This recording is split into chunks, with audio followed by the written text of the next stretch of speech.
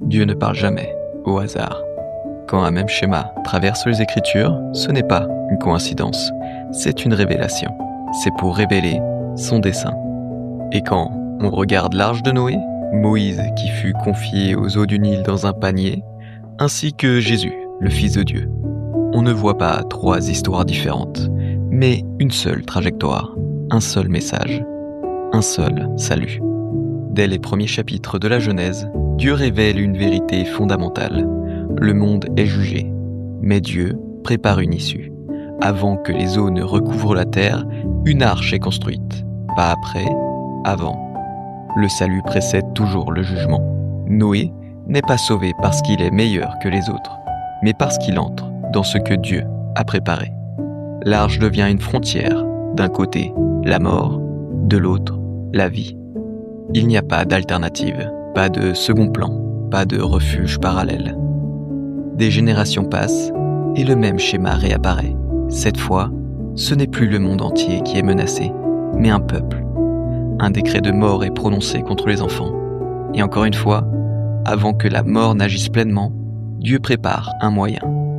Un enfant est placé dans un panier et déposé sur l'eau. Ce détail est capital, car dans le texte hébreu, le mot utilisé pour ce panier est le même que celui employé pour l'arche de Noé. Moïse n'a pas été placé dans un simple panier. Il a été placé dans une arche. Dieu ne change pas de langue, il parle avec cohérence. Moïse est sauvé à travers l'eau, exactement comme Noé. Et celui qui est préservé devient celui par lequel Dieu libère les autres. Ce n'est pas Moïse qui sauve, c'est Dieu qui sauve, en passant par celui qui l'a préservé. Jésus dit, « Comme le Père m'a envoyé, moi aussi, je vous envoie. » Être sauvé, ce n'est pas une conclusion, c'est une mission. Dieu travaille sur des milliers d'années, avec une cohérence parfaite. Mais ni Noé, ni Moïse ne sont le point d'arrivée. Ils sont des figures, des ombres, des annonces. Ils révèlent quelque chose de plus grand que leur propre histoire. Lorsque Jésus vient, il ne s'inscrit pas en rupture avec ces récits. Il en est l'accomplissement. Là où Noé entre dans l'arche, Jésus devient l'arche. Là où Moïse est sauvé pour délivrer le peuple, Jésus est sauvé de la mort pour délivrer l'humanité entière. Jésus ne propose pas un chemin parmi d'autres. Il est le chemin. Il ne montre pas une porte. Il est la porte. Comme l'arche, Jésus est préparé par Dieu. Comme l'arche, il est méprisé par beaucoup. Comme l'arche, il sépare ceux qui vivent de ceux qui périssent. Être en Christ n'est pas une formule théologique, c'est une position spirituelle. En réalité, aussi concrète que celle d'être à l'intérieur ou à l'extérieur de l'arche. Depuis la Genèse jusqu'aux évangiles, Dieu enseigne la même chose. Le salut n'est jamais le fruit d'une performance humaine. Il est toujours une réponse à une initiative divine. Dieu prépare, l'homme répond. Ce qui a sauvé Noé, ce n'est pas sa compréhension du déluge, mais son obéissance.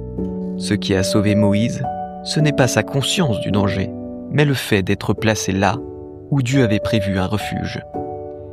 Et ce qui sauve aujourd'hui n'est pas une connaissance religieuse, mais une union réelle avec Christ. Ces récits ne sont pas là pour être admirés, ils sont là pour être entendus. Ils posent une question qui traverse les siècles.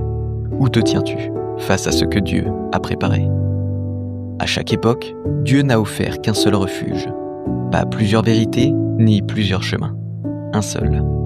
Et ce refuge a toujours été identifié avant que le jugement n'arrive. Aujourd'hui encore, rien n'a changé. Le salut a un visage, il a un nom. Et ce nom n'est pas symbolique, il est vivant. La question n'est donc pas de savoir si ces histoires te touchent. La question est beaucoup plus sérieuse, beaucoup plus personnelle, beaucoup plus éternelle. Es-tu simplement spectateur de ce que Dieu a fait, ou es-tu réellement en Christ? Car, comme au temps de Noé, comme au temps de Moïse, être proche du salut ne suffit pas. Il faut y être entré. Amen.